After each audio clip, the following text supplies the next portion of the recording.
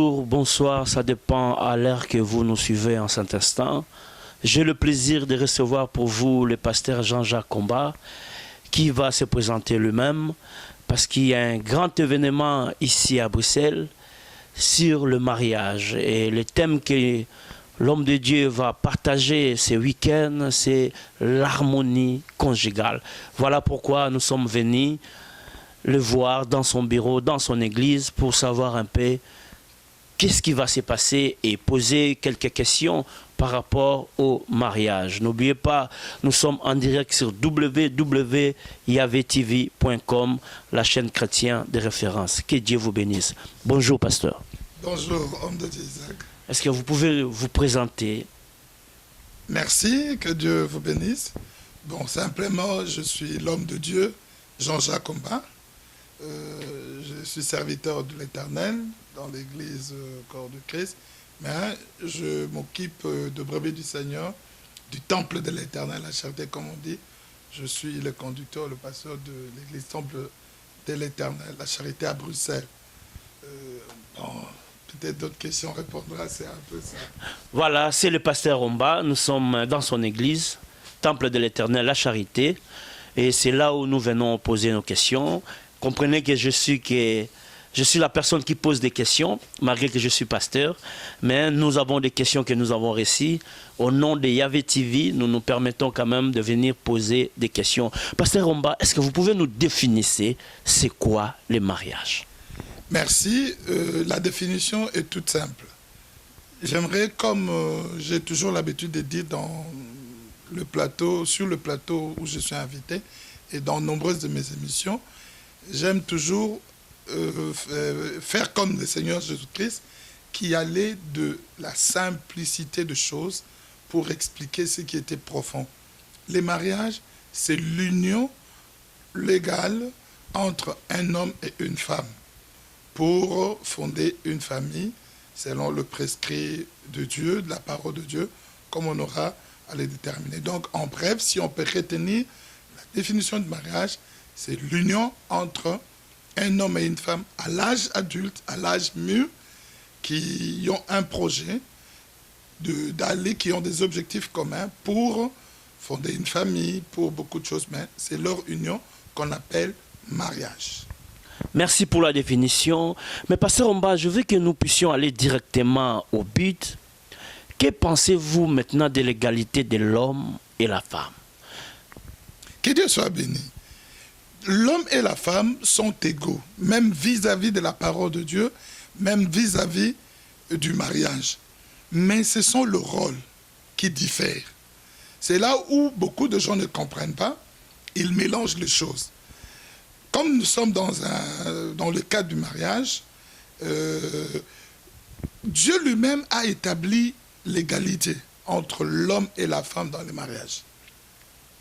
Quand Dieu a créé Adam, l'homme, il était seul. Il lui a confié tout, la gestion du monde, du jardin. Mais il manquait quelque chose à l'homme. Et Dieu étant Dieu, dans sa sagesse, dans sa préscience, il fit tomber sommeil sur l'homme. Et regardez bien aimé, l'homme, si on enlève la chair, la masse, tout ça, la peau, l'homme est couvert, c'est un squelette. Il y a deux os. Dieu, pour former la femme, il s'est servi d'un os, des os de l'homme. Donc, et quand Dieu a cherché à prendre l'os de l'homme pour créer la femme, il n'a pas pris l'os du côté de membre inférieur. Donc en bas, si on divise l'homme en deux, il n'est pas allé du côté membre inférieur. Il n'a pas non plus pris l'os du côté des membres supérieurs. Donc, à partir de la tête, de chevelure, de cheveux, jusqu'au milieu. Non, ni du tronc jusqu'à la plante des pieds. Dieu est allé prendre l'os au milieu. Donc, il a établi un équilibre. L'égalité, comme on aime bien dire aujourd'hui. C'est pour dire quoi? Qu'en créant la femme et en la menant vers l'homme, la femme ne devrait pas être supérieure à l'homme, ni inférieure à l'homme. Et Dieu, en créant la femme, ayant pris la côte, un de os au milieu, il ne voulait pas assez que l'homme écrase la femme, ni que l'homme domine la femme, ni que l'un ou l'autre domine l'autre. Mais dans le fonctionnement du mariage, il y a chacun qui a un rôle à jouer selon que l'auteur du mariage lui-même, qui est Dieu, a établi. Donc, l'égalité, c'est tout à fait correct, c'est tout à fait normal, parce qu'on ne peut pas prendre la femme comme un sous-produit. Non, c'est vraiment un être à part entière avec de facultés, avec tout ce qu'il y a comme être humain. Mais quand la femme cherche à faire tout comme l'homme, je crois directement ça détruit l'image de la soumission. Que Dieu soit béni. C'est là où on voit la confusion. Égalité ne veut pas dire que l'homme et la femme doivent faire tout. L'homme doit faire tout comme la femme doit faire tout comme l'homme. C'est là où les gens du monde qui veulent établir cette égalité, qui est déjà là, pour eux, c'est la méchanceté des hommes. Hein. Les hommes ne voulaient pas assez que les femmes peut-être ne fassent pas ceci, cela, mais il n'est pas donné, il n'est pas dit que cela est possible dans le cadre de l'égalité de l'homme et de la femme, que les femmes fassent tout ce que les hommes peuvent faire, et que les hommes fassent tout. Il y a un rôle à jouer. Je prends deux petits exemples. Le premier, on dirait que l'homme et la femme sont égaux. C'est la Bible. Ce n'est pas le Parlement. Ce n'est même pas la démocratie. Ce n'est même pas ceux qui disent aujourd'hui, nous militons pour l'égalité de l'homme et de la femme. C'est Dieu qui établit ça. On l'a dit ici. Quand on dit, au nom de cette égalité, jamais une femme n'apportera la sémence pour que l'enfant vienne au monde. C'est l'homme qui a toujours la sémence. Mais cela ne veut pas dire que comme l'homme, c'est l'homme qui apporte la sémence, la femme est moindre. Parce que pour que cette sémence germe, croisse et qu'on voit un être humain, il faut la femme. Ça, c'est un exemple. J'ai dit deux petits exemples. L'autre petit exemple. Par exemple, l'homme ne mettra jamais au monde. C'est la femme qui portera l'enfant et qui enfantera. Donc, de ce point de vue, Dieu a donné à l'homme et à la femme, à chacun, selon son être, son essence, de faculté, et ou pour bien faire comprendre la chose, un rôle à jouer qui diffère d'un sexe à l'autre. Cela ne veut pas dire que tel est supérieur à tel est ceci. Non, c'est pour se compléter. La complémentarité. Être complémentaire. Voilà, c'est ça. Merci, voilà, nous sommes en direct de WW TV, la chaîne de référence. Nous continuons sur nos questions, nous parlons sur les mariages. Voilà, et le pasteur est en train de nous répondre. Je crois que c'est une bénédiction pour nous. Et ma deuxième question, pasteur, que dit la Bible à propos du mariage, des remariages, pardon, et des divorces? Que le Seigneur Dieu soit béni. J'aimerais qu'on lise un peu et puis que je réponde. Parce que la Bible, elle nous met tous d'accord. À propos du mariage et des remariages, j'ouvre ma Bible, j'utilise la version Louis II, dans Romains chapitre 7. Romains chapitre 7. La Bible dit, à partir du verset 1, « Ignorez-vous, frères, car je parle à des gens qui connaissent la loi, que la loi exerce son pouvoir sur l'homme aussi longtemps que l'homme vit. Ainsi, une femme mariée est liée par la loi à son mari tant que son mari est vivant. Mais si le mari meurt, la femme est dégagée de la loi qui l'a liée à son mari. Si donc, du vivant de son mari, cette femme devient la femme d'un autre homme, elle sera appelée adultère. Mais si le mari meurt, la femme est affranchie de la loi du mariage, de sorte qu'elle n'est point adultère en devenant la femme d'un autre. De même, mes frères, vous aussi, vous avez été, par le corps de Christ, mis à mort en ce qui concerne la loi. Voilà ça, c'est un peu ce que je combine avec Matthieu 19. Parce que vous m'avez posé une très pertinente question qui parle du mariage et remariage. Nous allons parler, j'aimerais faire parler la Bible. Matthieu 19. On est venu poser la question au Seigneur Jésus-Christ. À partir du verset 1. Lorsque Jésus est achevé ses discours, donc il enseignait, il quitta la Galilée et alla dans le territoire de la Judée, au-delà du Jourdain. Une grande foule le suivit, et là, il guérit les malades. Le pharisien l'abordèrent et dirent, non pas pour apprendre, pour le prouver, est-il permis à un homme de repudier sa femme pour un motif quelconque? C'est-à-dire de repudier sa femme et de se remarier. Le Seigneur Jésus-Christ répond, n'avez-vous pas lu que le Créateur au commencement fit l'homme et la femme, et qu'il dit, c'est pourquoi l'homme quittera son père et sa mère et s'attachera à sa femme, et les deux deviendront une seule chair. Ainsi, ils ne sont plus deux, mais ils sont une seule chair. Que l'homme donc ne sépare pas ce que Dieu a joint. Parole de l'Éternel. Voilà, maintenant on a lu la Bible, j'aimerais répondre en comprenant selon l'Esprit de Dieu. De toutes les choses qui sont sur la terre, à la lumière de la parole de Dieu, Dieu a joint le mariage, l'homme et la femme. Et il dit, ne séparez pas. Maintenant, si on va plus loin, les hommes ont dit, les pharisiens ont dit, mais pourquoi Moïse avait-il permis aux hommes d'écrire une lettre de divorce? Et le Seigneur a été catégorique, il a dit, ça cause la dureté de vos cœurs.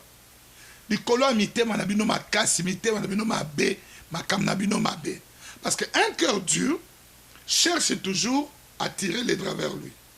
Donc, clairement, c'est pour cause d'infidélité. L'infidélité, là, c'est-à-dire une femme qui est partie mariée est allée prendre un autre homme, attrapé en flagrant délit. Là, si le mari trouve qu'il ne peut pas, il est autorisé, le divorce peut se faire, il n'a pas péché. Donc voilà, nous, c'est vraiment une question qui bouge et nous croyons que nous pouvons aller petit à petit afin que tous ceux qui nous suivent puissent comprendre. Donc le pasteur dit, à cas d'infidélité, le mari ou la femme, j'espère bien, a droit de divorcer. Le mari seulement. Le mari seulement, voilà. Parce qu'il y a un peu de nuance entre la femme et l'homme. Parce qu'actuellement, il y a des femmes qui décident pour le divorce et il y a des hommes. Donc, c'est pour cela qu'on a parlé de l'égalité. Donc, nous disons l'homme peut répudier sa femme à cause de l'infidélité. Parce qu'il y a d'autres gens qui ne sont pas d'accord avec ça. Donc, voilà, ça c'est la première partie. Nous continuons. Voilà. Et je voudrais aussi préciser par rapport à cette infidélité, ce n'est pas l'impolitesse, ce n'est pas la sorcellerie, ce n'est pas l'insoumission. Parce qu'aujourd'hui, où le manque de beauté, ou bien la femme qui ne trouve plus grâce, elle ne trouve plus grâce devant moi, mon cœur n'y est plus, je divorce. Je cherche la femme de ministère. Non, il n'y a pas de femme de ministère. Ce sont des choses fabriquées de toutes pièces par les hommes. Quand Dieu a créé le mariage, parce que moi j'ai dit toujours que le créateur du mariage c'est Dieu, il a dit à l'homme qu'il quittera pour s'attacher. Et les deux deviendront une seule chair. Ce sont les hommes qui cherchent de midi à 14h de prétexte pour dire que non, je peux divorcer et me remarier. Et un peu plus loin, si on peut encore lire, la Bible dit, j'ai la répudiation. C'est Dieu qui parle. Donc ces hommes-là qui prétendent, par exemple, qui disent que s'ils sont enfants de Dieu ou s'ils sont serviteurs de Dieu, si le Dieu qu'ils servent ou le Dieu qui prie, il dit dans Malachie 4, 2, 13, 14, je hais la répudiation. Et dans 1 Corinthiens 7, le Paul, qui est le percusseur de l'Église, il dit, si un homme est séparé, qu'il se réconcilie avec sa femme. Et si une femme est séparée de son mari, qu'il se réconcilie. C'est la Bible. Aujourd'hui, vous voyez par exemple, si je peux anticiper, si le Seigneur a permis ou permet à ce que ce qui se fera, la méga conférence de ce samedi 3 octobre ait lieu, c'est pour que le mariage reprenne sa place et que la parole, la pensée du créateur du mariage soit prise en compte. Quand les gens disent que c'est la femme qui a demandé le divorce ou qui va demander le divorce, ils vont chez qui? Est-ce qu'ils vont chez Dieu ou ils vont chez des gens qui ne connaissent pas le Seigneur? C'est ainsi que le remariage n'est possible que dans 2 cas. Quand l'un des conjoints meurt, ça c'est le cas le plus probant, jusqu'à ce que la mort vous sépare. Alors quand la mort survient et que l'autre est en mesure de se remarier, d'être consolé, soit la femme ou l'homme, l'un et l'autre peuvent se marier, se remarier si on peut le dire ainsi, personne n'a péché. Et dans le deuxième cas, où le Seigneur Dieu permet le divorce et le remariage, c'est dans le cas de l'infidélité, c'est-à-dire c'est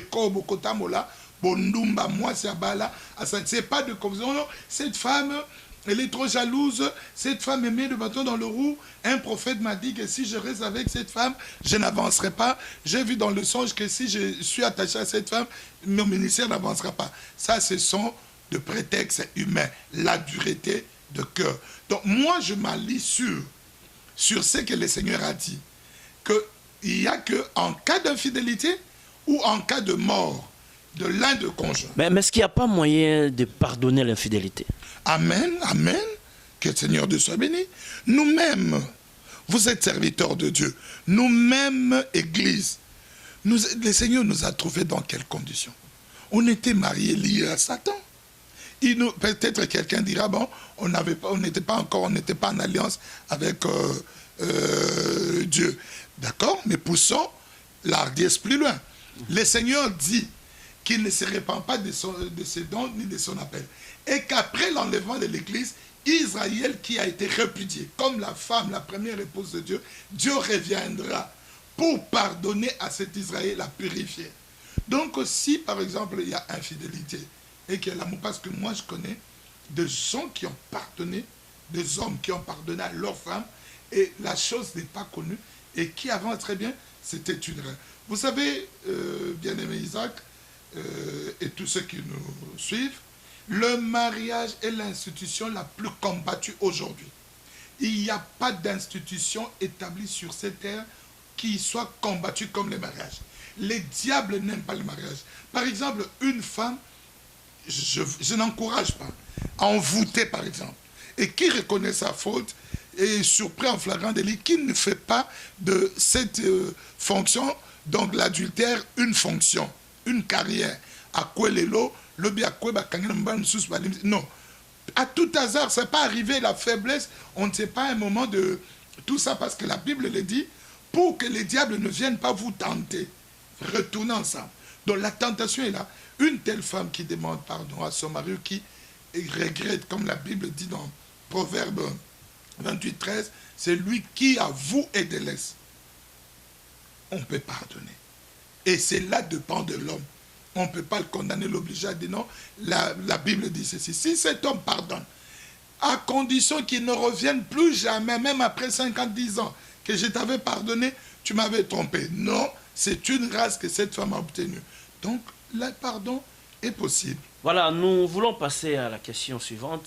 Mais je voulais savoir, révérend, quand vous dites que c'est l'homme qui a droit à répudier, donc c'est-à-dire la femme peut accepter l'infidélité de son mari.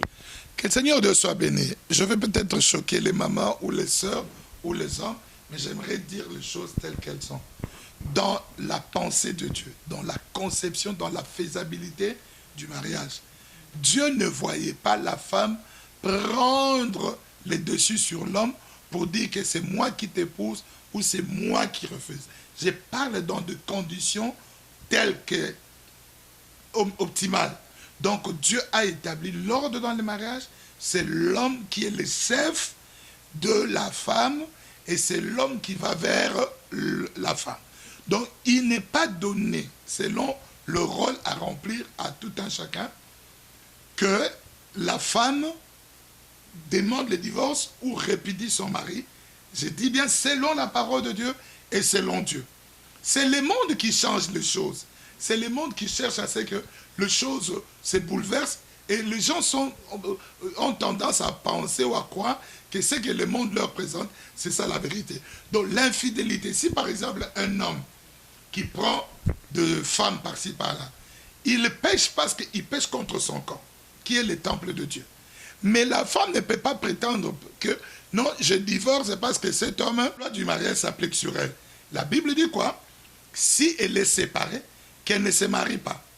Or, dans la plupart des cas, ces femmes sont encore jeunes. Est-ce que tu vas rester 50 ans, 60 ans sans te marier? Maintenant, dans ces cas-là, l'homme peut se marier ou pas? Non. Ou l'homme devient coupable? Non. Dans ces cas, par exemple, l'homme ne se marie pas. La femme aussi ne se marie pas? Non. Il reste comme ça. Ce sont de garde-fous. Les seigneurs, veuillez m'excuser, j'allais dire, n'est pas privé de sens. Il a du bon sens, puisque le bon sens même, c'est le Seigneur. Dieu savait qu'il y aura de tels cas avant même que les mariages ne soient. Donc, il avait déjà placé des cas de garde-fous. Il dit, ok. Sinon, la femme dira, non, moi j'ai attrapé mon mari avec deux femmes, je divorce. C'est l'infidélité. Nulle part dans la Bible, on a dit que la femme se sépare à cause d'infidélité. On dit si la femme est séparée. Si, j'aimerais qu'on lise ça pour que les gens comprennent. Oui, c'est vraiment important. Nous pouvons 1 Corinthiens lire. 7. 1 Corinthiens 7. 1 Corinthiens chapitre 7.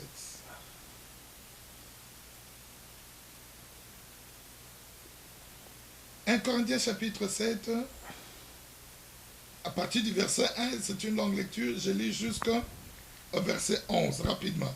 « Pour ce qui concerne les choses dont vous m'avez écrit, je pense qu'il est bon pour l'homme de ne point toucher des femmes.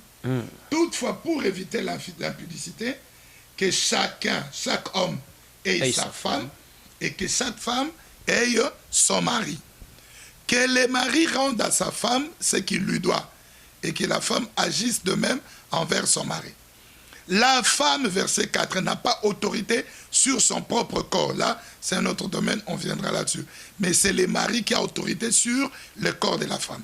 Et pareillement, l'homme n'a pas autorité sur son corps. Non, c'est la femme qui a autorité sur le corps de son mari. Verset 5, ne vous privez point l'un de l'autre, si ce n'est d'un commun accord, pour un temps, afin de vaquer à la prière, puis retourner ensemble de peur que Satan ne vous tente par votre incontinence. C'est ce qu'on avait dit là. Je dis cela par condescendance, je n'en fais pas un ordre. Je voudrais que tous les hommes fussent comme moi. Paul n'était pas marié. Mais chacun tient de Dieu un don particulier, l'un d'une manière, l'autre d'une autre. Nous parlons à ceux qui sont mariés. Maintenant, écoute, à ceux qui ne sont pas mariés et aux veuves, je dis qu'il est bon de rester comme moi. Mais s'il manque de continence, qui se marie, car il vaut mieux se marier que de brûler. Maintenant, écoutez le verset 10. Votre question est la réponse. À ceux qui sont mariés, j'ordonne, non pas moi, Paul, mais c'est le Seigneur qui ordonne que la femme ne se sépare point de son mari. Donc, maman, Nzambe muto alobi, même ceux qui ont boya, Nzambe alobi, moi aussi, si elle est séparée, parce qu'elle peut se dire, qu'elle demeure sans se marier, ou qu'elle se réconcilie avec son mari, et que le mari ne répudie point sa femme. Donc c'est net et clair, la femme ne peut pas prétendre, oh non, moi, la jalousie, tout ça, ce sont des choses qui passent. Et après, ça passe. Mais nous n'encourageons pas les hommes. Hein. Les sœurs ne disent pas, ils parlent ainsi parce que c'est un homme. Non. Je suis en train de mettre la place. On est dans la parole. Dans la parole. Donc, l'homme d'abord, c'est un... Et d'abord, si je peux dire quelque chose encore, il y a des gens qui oublient que le mariage est lié à la vie éternelle. Le mariage est lié au salut éternel. Ça devient profond. Je crois que ça sera un autre débat. Ça sera vraiment un autre débat. Quand le mariage est lié à la vie éternelle, et que dirons-nous pour les célibataires? Que dirons-nous pour les gens qui sont comme de Paul? Donc ça sera, je crois que nous allons encore... Il faut accomplir parfaitement les conditions du mariage. C'est pour ça que j'ai dit, vous voyez quand on dit les adultères n'hériteront point le royaume de Dieu. Qui adultère? C'est quelqu'un qui est marié, qui ne respecte pas. La Bible dit dans Malachie, la femme de ta jeunesse à laquelle tu as été infidèle. Donc les infidèles n'hériteront point le royaume de Dieu. Là c'est vers les célibataires, c'est une autre donnée de choses. Donc ceux qui ne sont pas mariés, qui sont célibataires, ils hériteront le royaume de Dieu. Mais j'ai dit à ceux qui sont mariés, s'ils ne remplissent pas la loi du mariage. Je crois que c'est un grand débat et nous fermons la parenthèse. Amen. Nous aurons un moment où nous allons parler sur ça. Si réellement le mariage est lié à notre vie spirituelle, je crois que vraiment, ça sera important d'écouter cela. C'est très important. Nous revenons à nos questions sur le mariage. Révérend, je prends une autre question. Que devons-nous faire à un chrétien qui se marie à un non-croyant? Voilà, un chrétien qui se marie à un non-croyant, le Seigneur ne nous a pas donné l'ordre, nous, à l'église, de faire quoi que ce soit. On va accepter, parce que s'il présente, il dit que c'est ma femme. Mais nous, l'église, on ne doit pas cautionner cela, c'est-à-dire le pousser. Il faut qu'on enseigne. Jésus il disait toujours à la fin de ses enseignements que celui qui a des oreilles pour entendre, entende. Et que celui qui a un cœur pour comprendre, comprenne. Donc, quand nous enseignons, tous ne croient pas. Dieu a ses voies. Il n'est pas conseillé, parce que la Bible dit nettement, clairement, il n'y a pas d'entente ou de communion entre la lumière et les ténèbres. Alors, un chrétien qui s'est marié à un non-croyant, s'ils étaient mariés bien avant et qu'ils sont venus à l'église, on les accepte comme tels. Mais un enfant de Dieu dans l'église qui va chercher à se marier à une non-croyante, on ne va pas déchasser de l'église, on ne va pas d'excommunier, mais ce n'est pas permis par Dieu. Mais si ça arrive, nous l'actons, nous l'acceptons, on regarde les conséquences. Je pose la question. Par exemple, tu es marié à quelqu'un qui sait que pour avancer, il faut par exemple un sacrifice humain. Maintenant, toi, tu es enfant de Dieu. Il te dit non, il faut qu'on donne notre enfant là pour qu'on progresse, on ait de l'argent. Mais toi, tu es enfant de Dieu, tu sais que tu ne peux pas verser du sang innocent. Tu ne peux pas sacrifier ainsi, faire des sacrifices sanguins. Donc tu vois, lui, il est dans sa logique, il ne trouve pas que c'est mauvais. Par exemple, tu es un enfant de Dieu, un serviteur de Dieu, je prends un exemple, comme je suis là, je n'étais pas marié, je me marie à une non-croyante, une païenne. Maintenant, on va dans une fête. Elle est non-croyante, elle ne craint pas Dieu. Moi, je sers Dieu. Et qu'il y a par exemple de la musique mondaine qui joue, et il vient me prendre parce que je suis son mari. Il y a des dangers, des conséquences qu'on ne pourrait même pas calculer. Les gens, quand ils voient juste le bien fondé. Mais tu ne sais pas les conséquences. Maintenant, toi, serviteur de Dieu, tu vas dire quoi? Tu vas encore amener des problèmes dans la maison, la femme dira, bon, alors quelqu'un d'autre me fera danser. Maintenant, si toi, tu as refusé parce que tu es serviteur de Dieu, enfant de Dieu, un païen, alors ta femme prend un païen qui danse, et avec des positions bizarres, des attouchements, tu te mettras encore dans la jalousie. Donc c'est pour éviter tout ça que le Seigneur a dit. De Salomon est allé s'accoupler à deux femmes païennes, ça l'a dérouté. Quand tu t'attends, parce que vous devenez un, elle est là, un Dieu étranger ou de dieux étrangers. Quand vous devenez un avec eux, Dieu n'est pas un Dieu de mélange. Donc c'est déconseillé. Mais on ne va pas te fouetter, on ne va pas te chasser. Tu nous amènes, gloire à Dieu, mais sache que le Seigneur n'est pas dedans. Voilà, nous bénissons Dieu pour toutes ces réponses que le pasteur Rumba est en train de nous donner. Mais révérend, que signifie une seule chair dans le mariage? Là, j'aimerais mettre la soupe sur la langue de tous ceux qui nous suivent, qui viennent samedi. C'est vraiment dans le cœur, l'âme de l'harmonie conjugale. Donc, on va expliquer ça. Si on commence à l'expliquer... Voilà, nous vous laissons dans ce désir. Venez vivre cette harmonie conjugale. Ça sera le samedi 3 octobre de 15h à 19h. Nous vous invitons, les couples, les mariés, venez. C'est un homme qui parle bien sur le mariage et je crois que tu seras béni. Voilà pour cette question. Nous vous invitons à venir les samedis. Que Dieu vous bénisse. Mais révérend, est-ce que vous pouvez nous expliquer quand on parle de mariage pour tous? c'est pas question d'une évolution où la Bible n'a été écrite dans le temps passé et aujourd'hui il y a une évolution et que les gens trouvent que le mariage pour tous c'est normal. Que pouvez-vous expliquer par rapport à cela? Que le Seigneur Dieu soit béni.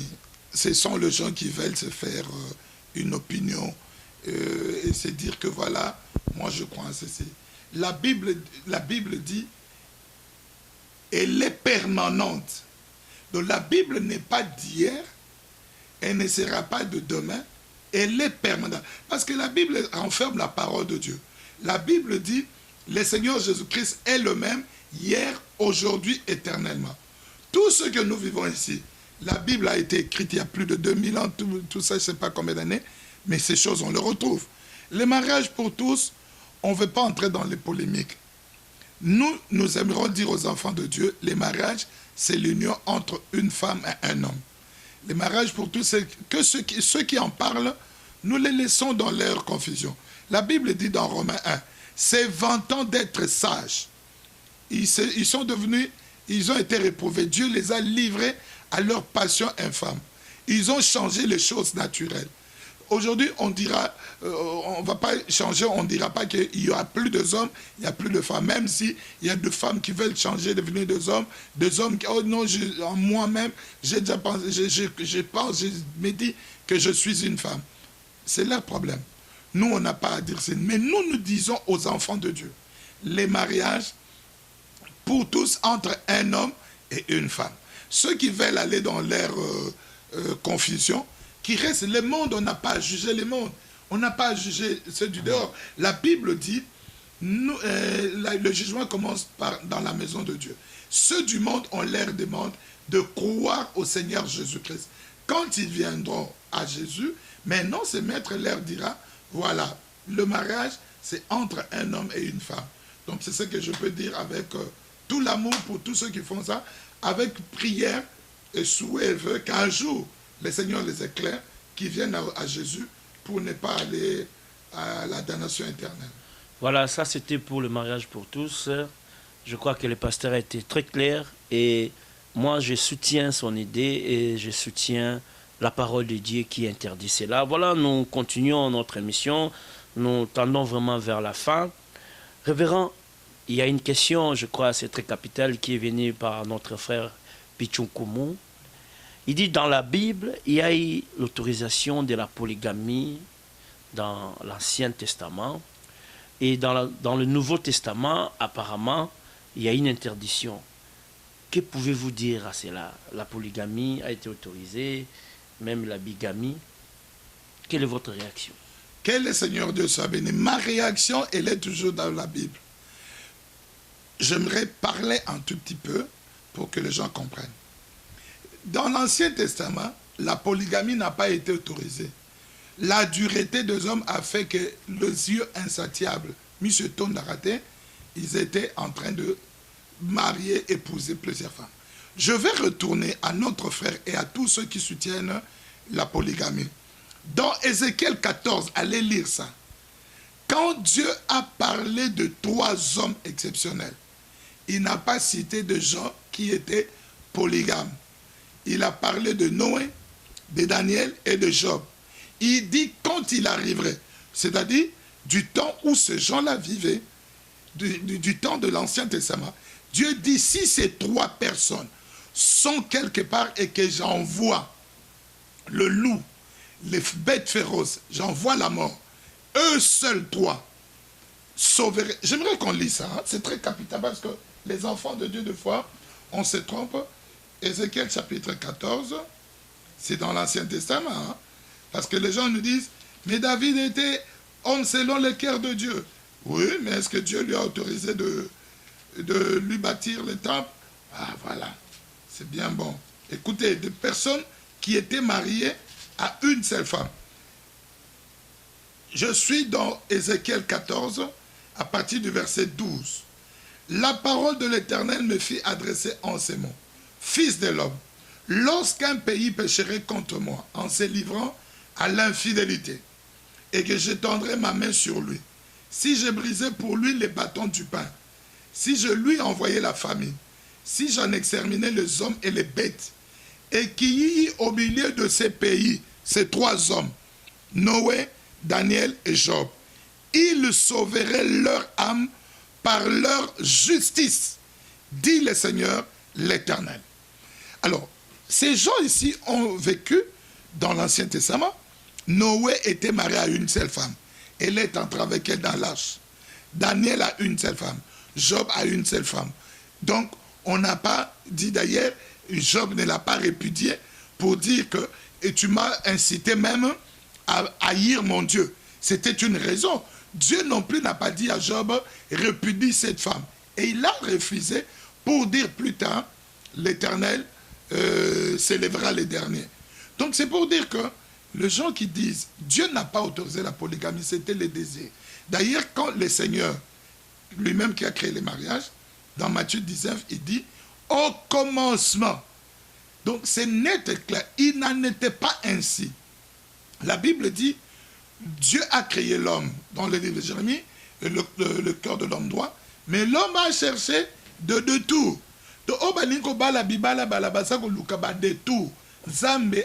On a lu dans la parole de Dieu, ce n'est pas seulement dans la Nouvelle Alliance. D'ailleurs, je voudrais dire, on dit que l'ancienne alliance, c'était l'ombre de choses à venir. Donc, maintenant, les choses, c'est en Jésus-Christ. Si le Seigneur, en ce temps-là, tolérait, je dis n'avait pas permis, il tolérait. C'est lui qui a dit que chacun ait sa femme. Quand les Pauls sont venus, ils ont trouvé l'Ancien Testament qui était encore là. Il a dit pour que quelqu'un soit diacre ou évêque ou remplissant une fonction sacerdotale, qu'il soit marié d'une seule femme. Parce que c'était plein.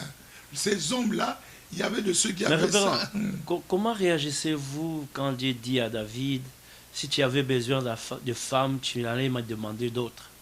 Que l'Éternel Dieu soit béni. Personne ne peut condamner Dieu. Dieu est souverain. Si Dieu fait quelque chose, c'est que Dieu, est-ce que tous ceux qui se disent, ils s'appellent de David, ils ont l'intimité qu'avait David avec Dieu? Est-ce que Dieu les a convoqués pour dire aux gens, ce ne sont pas ces choses-là, telle position qui amène l'harmonie ou qui fera que... Sinon, ces mêmes femmes qui pratiquent ces histoires, ces accouplements-là, comment ils viennent encore pleurer qu'il n'y a plus rien, maintenant nous sommes au tribunal, il y a les divorces. C'est Dieu qui peut donner et faire que... C'est vrai que le sexe, on ne peut pas l'interdire dans le mariage, Dieu l'a autorisé, mais dans la sanctification, dans la crainte de Dieu. Il y a certaines choses, ce qu'on appelle par exemple la sodomie. C'est du nom de Sodome et Gomorrhe. Le Seigneur a brûlé Sodome et Gomorrhe, l'a livré au feu, au soufre, à cause de ces pratiques bizarres.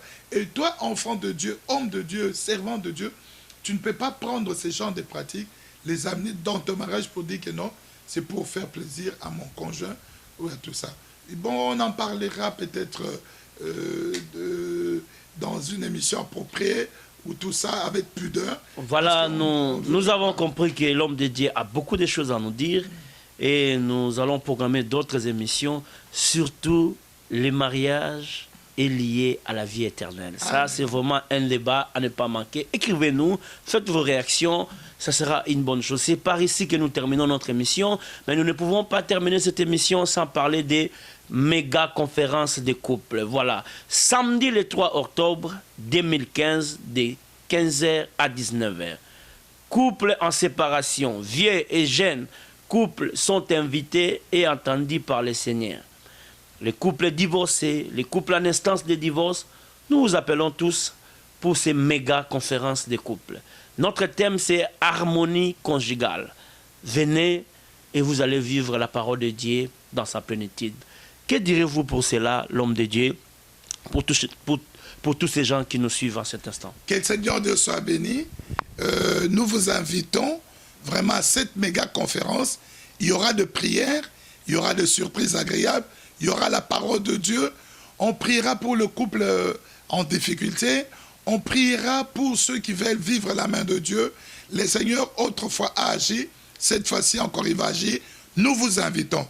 Une seule date, samedi le 3 octobre de l'an 2015, 15h à 19h, sur la rue Van Lint 47, à 1070 ou 1070 Bruxelles. Vous qui êtes à Paris, en France, à Bordeaux, partout à Metz, traversez, venez. Vous qui êtes en Hollande, aux Pays-Bas, vous qui êtes en Allemagne, à Rennes, vous qui êtes en Angleterre, de partout vous nous suivez, aux États-Unis, au Canada, prenez les avions, prenez des trains, prenez le véhicule. Nous vous attendons. Vraiment, le Seigneur ne vous décevra pas. Ne venez pas pour nous voir. Nous, on n'a rien peut-être à vous apporter. Mais venez pour entendre et vivre ce que le Seigneur vous a réservé. Vraiment, cette méga conférence, je n'en dis pas. Le Seigneur qui est l'inspirateur de cette conférence de couple, il sait ce qui est réservé pour vous. Venez. Koti kalate, yom tolandi biso kofandate, oyebi ba couple moko, ba ninga moko, ba zonyo kwama, na libala, matata, bitumba mikonyons, ba ke deja, ba zolinga babu malibala, ba kati ba lobibo yokana, ba ya, samedi, le 3 octobre, na temple de l'Éternel. Venez, le Seigneur sera au rendez-vous. Voilà, nulle part ailleurs, c'était WW Yahvé TV. Nous bénissons notre frère Binda qui était à la régie pour superviser l'émission. Que Dieu bénisse notre frère Pichunkumu qui est notre ingénieur.